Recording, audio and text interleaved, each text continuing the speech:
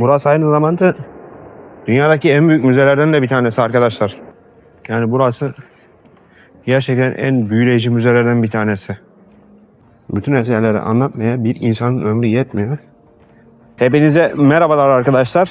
Siz kanalıma abone olup seyahatime ortak olurken ben bugün Admiral Teyskaya metro durağında indim ve Ermitaj Müzesi'ne geldim. Burası sahip olduğu koleksiyon açısından dünyanın en büyük müzesi değerli arkadaşlar. Tam 3 milyon tane eserden bahsediyoruz. Ayrıca bu müzeyi her yıl en az 5 milyon kişi ziyaret ediyor. Bunu da burada ekleyeyim size. Burası Kraliçe 2. Katerina döneminde müzeye dönüştürülene kadar Rus çarlarının ebedi ikametgahıydı arkadaşlar. Şimdi biz de yavaş yavaş Ermitaj Müzesi'ne yaklaşıyoruz.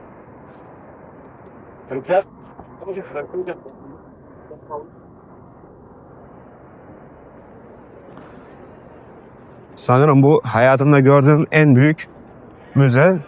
Bakın ön tarafta da bir anıt görüyorsunuz. Yanlış bilmiyorsam Çar 2. Alexander'ın veyahut Çar 3. Alexander'ın anıtı olması lazım. İçeride Picasso'dan Van Gogh'a kadar dünya sanatına yön veren birçoğu ismin eserleri bulunuyor. Tabi burası sadece sanatla da anılmıyor. Burası aynı zamanda Ekim Devrimi ve Kanlı Pazar gibi olayların gerçekleştiği yer. Ermitaj Müzesi'ne doğru giderken kameramı hemen arka tarafa çevirdiğimde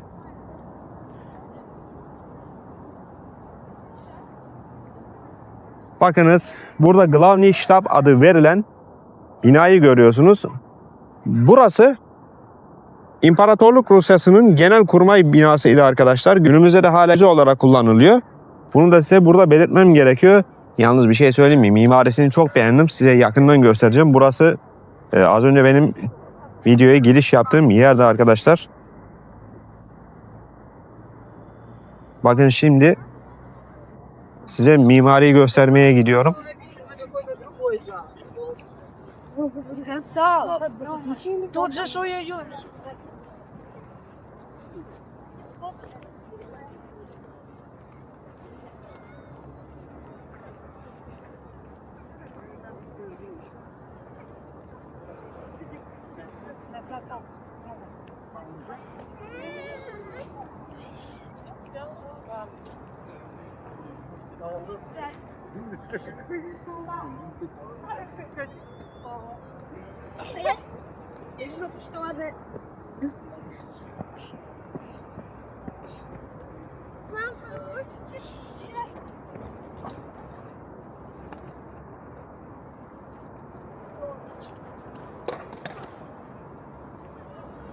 Yani buranın mimarisini gerçekten beğendiğimi söyleyebilirim.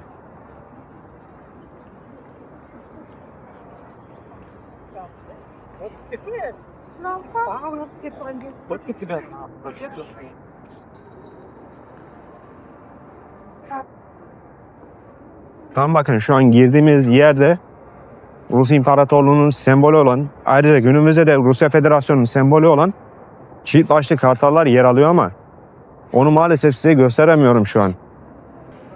Bu binanın, daha doğrusu burasının Kanlı Pazar ve Ekim Devrimi gibi olaylara ev sahipliği yaptığını, hatta bu olayların burada gerçekleştiğini söylemiştim. Ekim Devrimi'ni zaten bilmeyenimiz yoktur. Ben size burada esas Kanlı Pazar olayından bahsetmek istiyorum. Tarihler 22 Ocak 1905'i gösterdiğinde 100.000 işçi şu an bu yürüdüğümüz yollarda Çar'a karşı barışçıl bir dilekçe sunmak istemişlerdi. İşçilerin tek istedikleri neydi biliyor musunuz? Mesai saatinin 8 saate indirilmesi, bitmek bilmeyen o fazla mesailerin kaldırılması ve asgari ücretin daha da adil olmasıydı. Bakın ne kadar garip değil mi? Günümüzde de bu sorunlar hala birçok ülkede maalesef ki var. İşçiler tam bu gördüğünüz alanda toplandı. Ancak Çar işçilerin problemlerini dinlemek yerine askerlere işçilerin üstüne ateş açılması emrini verdi. Ve o gün yüz binlerce işçi hayatını kaybetti arkadaşlar. O gün işçilerin canı pahasına istediği bu haklar günümüzde dünyanın birçok ülkesindeki işçilerin ortak sorunu. Maalesef ki günümüzde de bu durum böyle. Bu sarayın içinde sadece çarların ihtişamı değil, aynı zamanda işçilerin hak mücadeleleri de saklı. Bunu da belirtmek istiyorum. Ve bu olay Ekim devrimine giden zemini hazırladı arkadaşlar. Bunu da belirtmek istiyorum. Birazdan bu devasa sarayın içine gireceğiz. Ama girmeden önce bu eşsiz görüntüleri sizlere ulaştırmama izin veren Olga Nikolayevna Ebert hanımefendiye çok çok teşekkür ediyorum. Müzeye giderken böyle bir avludan geçiyorsunuz.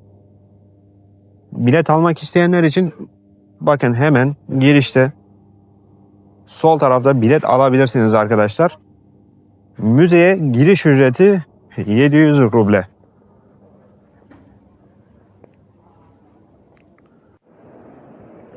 Size bu müzede 3 milyon tane eser olduğunu söylemiştim. Ama hiç merak etmeyin.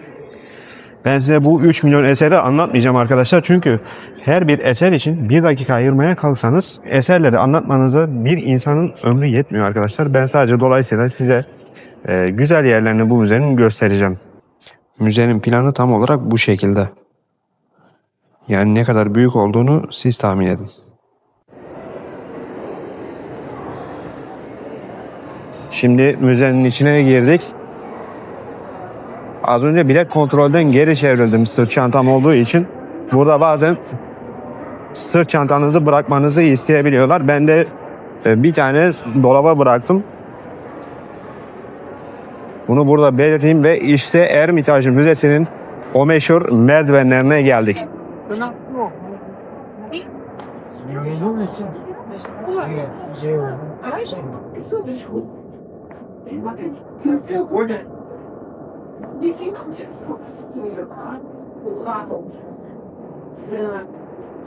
Sanırım bu üstteki sarı şeyler altın kaplama ama gerçekten müthiş yapmışlar ya.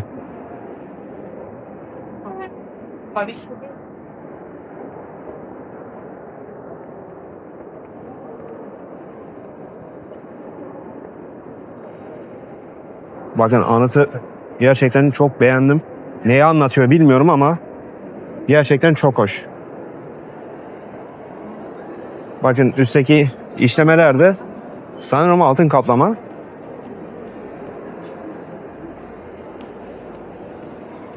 Yan taraftaki diğer anıtları da göstermek istiyorum. Gerçekten inanılmaz derecede güzel olmuş. İnanılmaz derecede. Yani burası şöyle söyleyeyim. Rusya'nın en büyük müzesi olmanın verdiği ağırlığa sahip arkadaşlar ve o atmosfere sahip.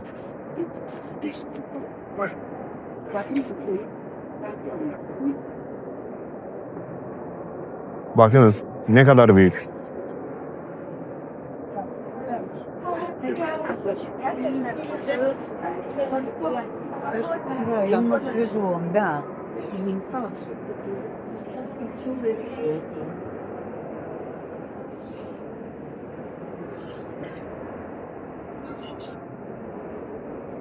Burası aynı zamanda dünyadaki en büyük müzelerden de bir tanesi arkadaşlar.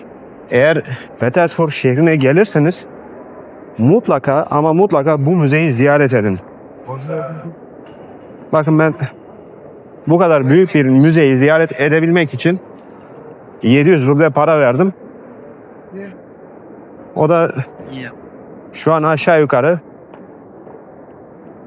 500 lira falan yapıyor yani benim ülkemin para birimine göre.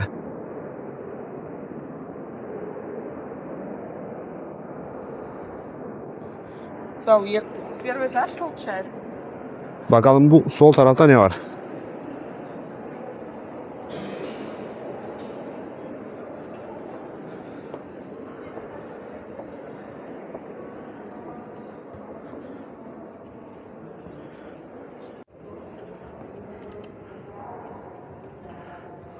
Bakın burada hemen sağ tarafta hepimizin tanıdığı isimlerden bir tanesi olan Çar 1. Petro var arkadaşlar. Bakalım daha neler var. Burası dediğim gibi çok büyük bir müze. Dolayısıyla gezmeniz emin olun hiç kolay olmayacak.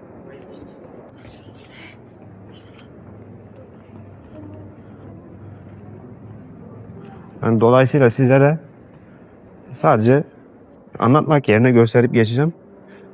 Çünkü müze tahmin ettiğinizden de çok büyük.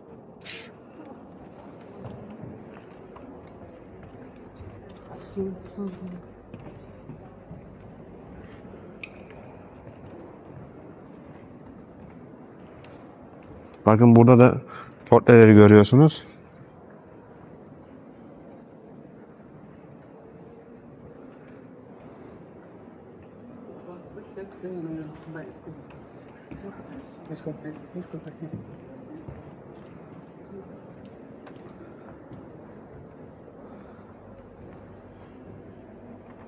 Burada da sanırım o dönemde kullanılan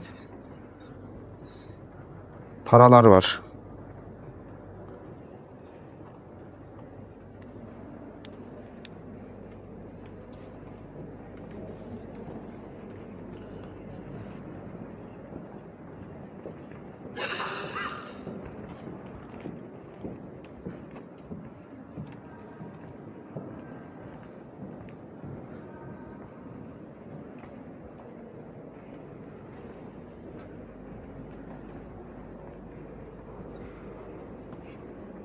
Bu müze Rusya'da gittiğim en büyük müze olacak.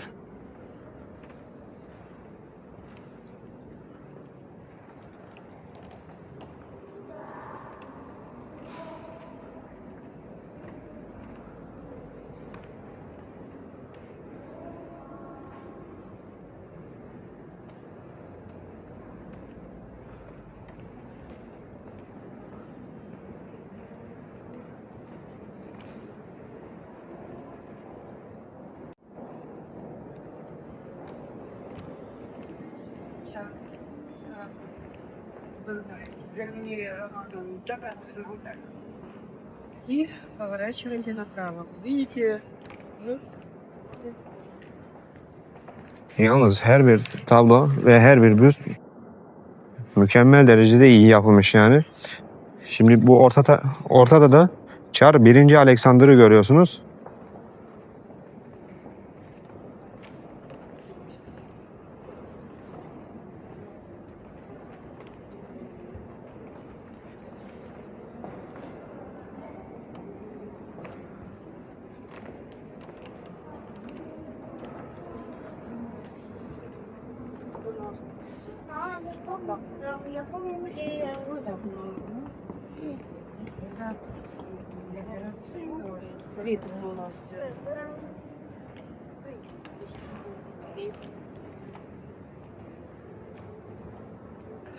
Yalnız bu iki tabloyu inanılmaz derecede çok güzel yapmışlar ya. Çok beğendim.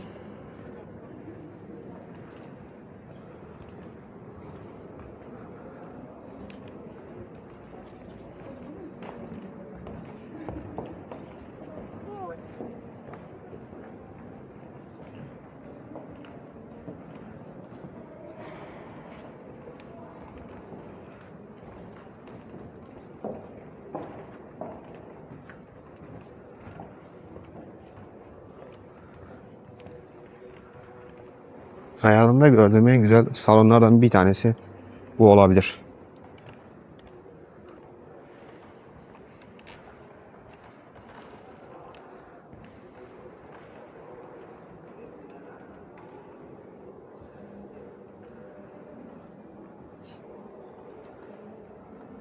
Görevlerinin elimden geldiği kadar kadraja girmesine izin vermemeye çalışıyorum. Bakın bu en sağ tarafta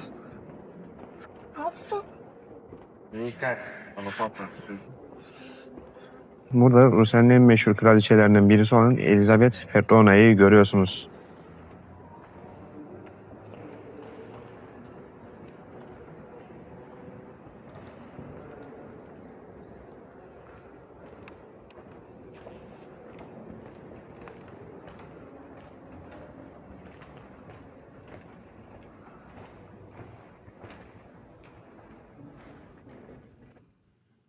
Yalnız bu odanın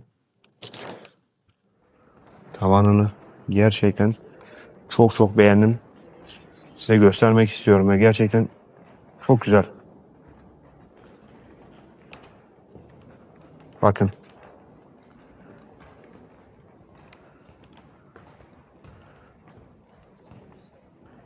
Şunu da söylemek istiyorum ki bakın her odanın tavanı gerçekten çok güzel şeylerle süslenmiş. Bakın bu da az önceki odanın tavanıydı. Yani burası gerçekten en büyüleyici müzelerden bir tanesi.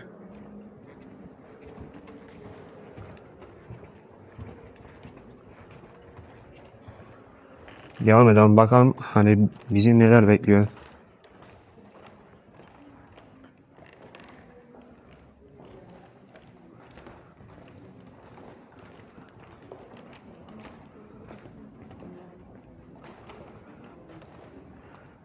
Bu arada buradaki eşyaların hepsine dokunmanız yasak arkadaşlar.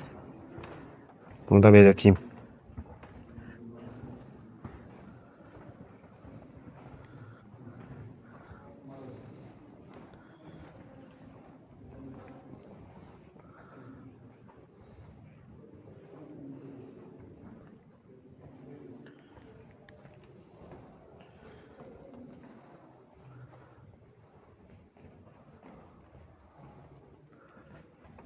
Yani tek kelimeyle mükemmel bir müze.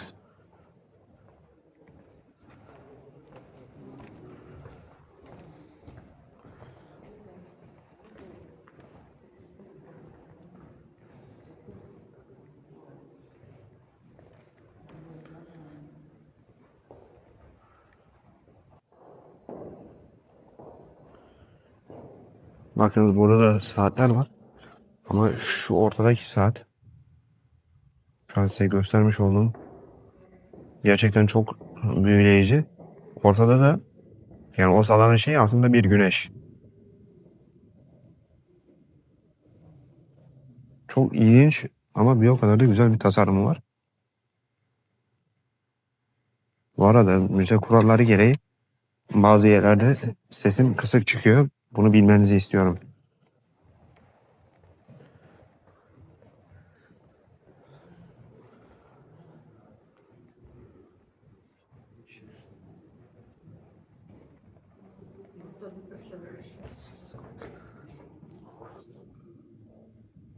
Mükemmel mobilya var. Mükemmel süslenmiş. Eğer bu videoyu izleyen yabancılar varsa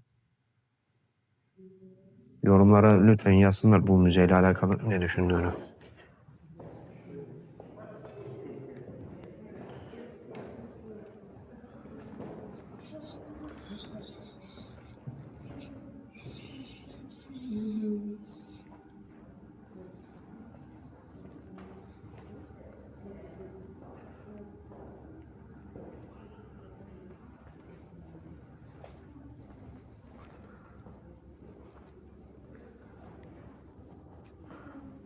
Bunların ne olduğu hakkında gerçekten hiçbir fikrim yok. Ama gerçekten çok ilginçler bakın.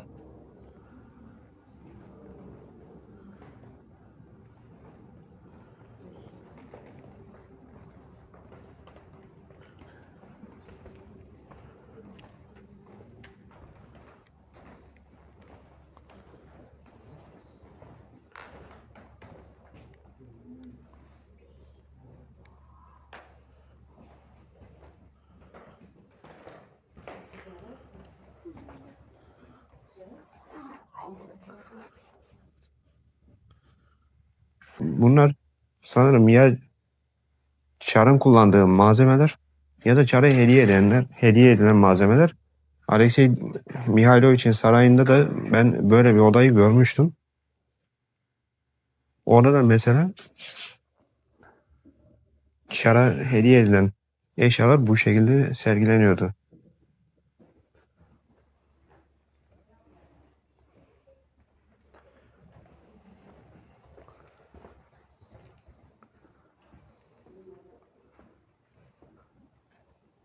Herkes böyle bir kütüphanesinin olmasını ister mutlaka.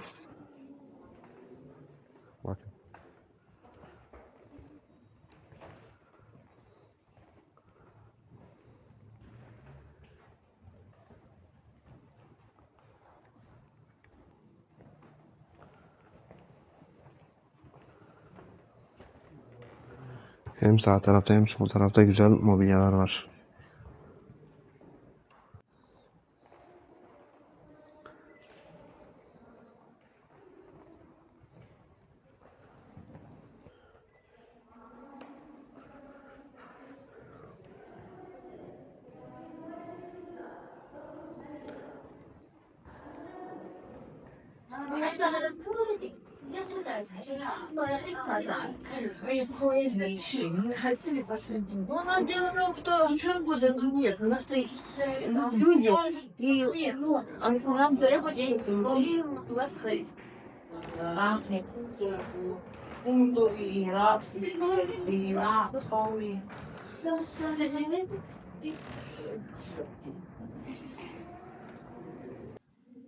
Bakın devam ediyoruz gerçekten. Hayal ettiğinizden daha büyük bir müze burası yani. Ve ben bugün bu müzede kaybolmak istiyorum.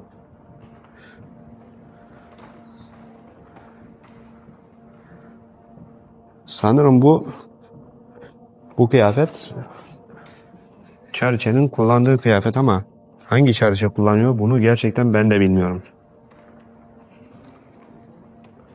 Eğer bilenler varsa yoruma yazsınlar.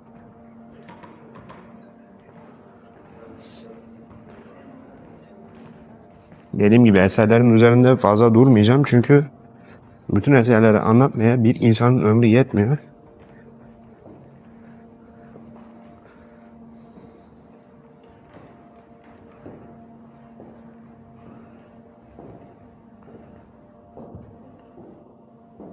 Bakınız ne kadar güzel bir taht değil mi? Hemen tahtın üstündeki portreyi de göstereceğim.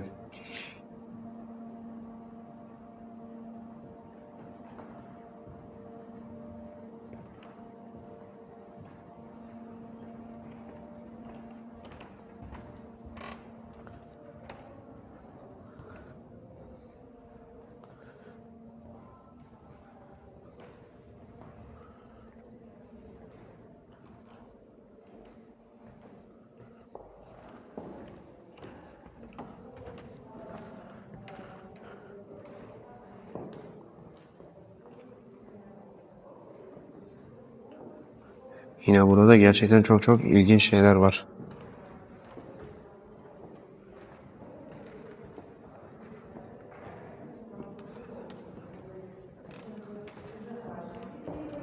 Burada harika 3 tane portre var. Bakınız.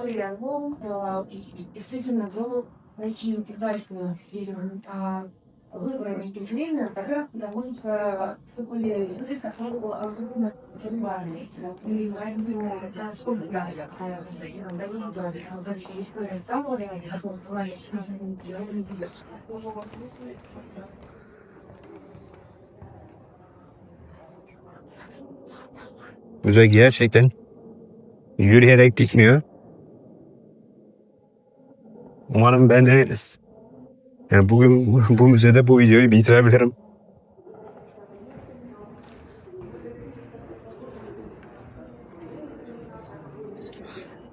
Bakın ne kadar güzeller ya.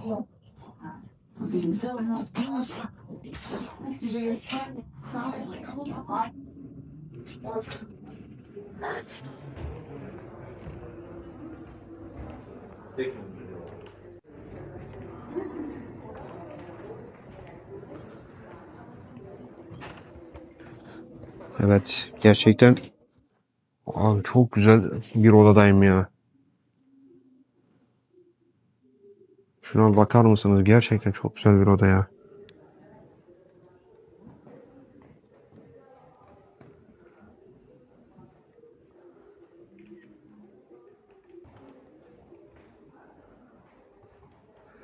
Bakın Çariçe de burada sanırım düşünüyor ama ne düşünüyor ben de bilmiyorum.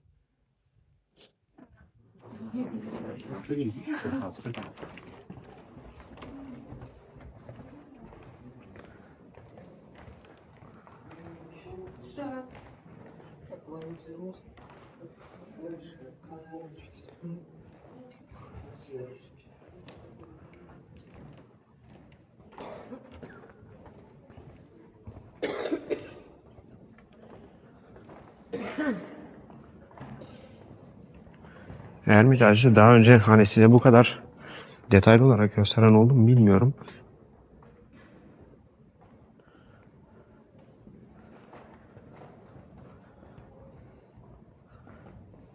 Bakın masaların altı ne kadar güzel işlenmiş değil mi?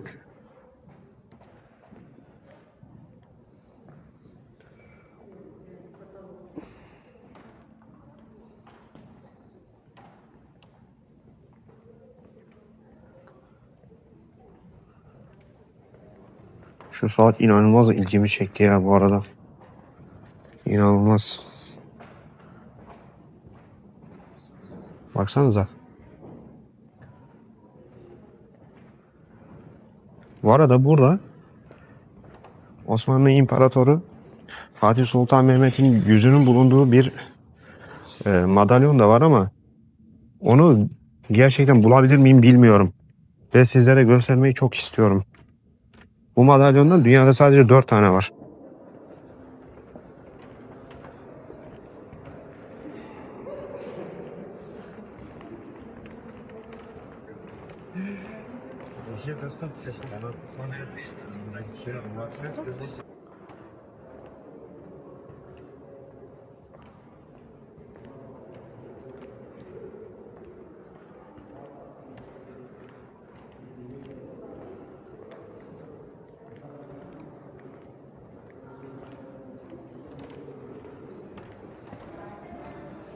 Bakalım burada ne var.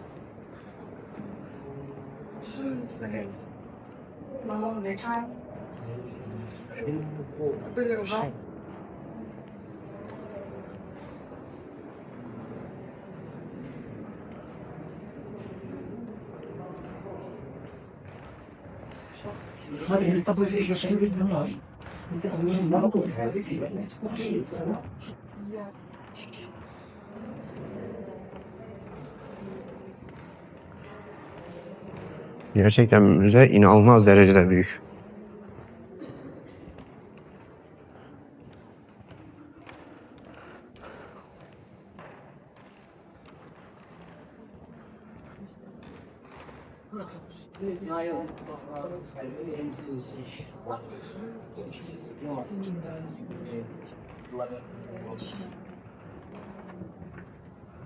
Şu an ben size şöyle söyleyeyim. Şu an müzede nereye gittiğimizi inanın ben bile bilmiyorum. Ve insanların hani kaybolmamaları için size mutlaka burada bir plan veriyorlar. Onu da belirteyim.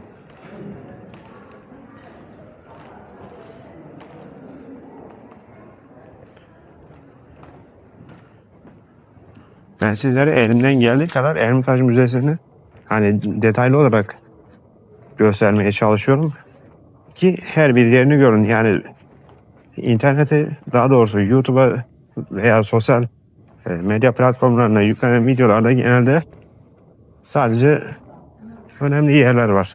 İstiyorum ki bu müzeyi size en detaylı şekilde göstereyim.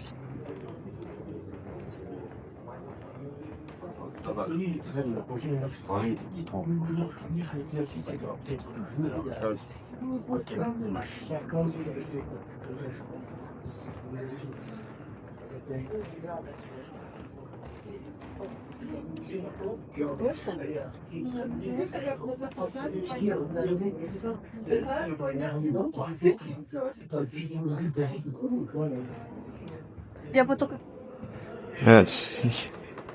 Sanırım yanlışlıkla çıkışa geldik.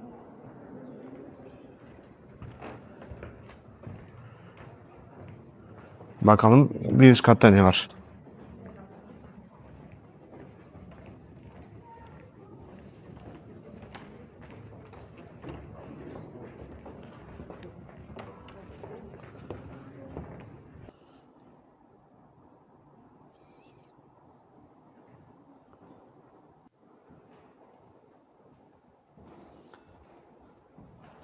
Videonun bazı bölümlerinde istemeden de olsa titremeler yaşanacak. Çünkü stabilizatörümün şarjı bitti arkadaşlar. Dolayısıyla videonun bu kısmını artık elimle çekmek zorundayım.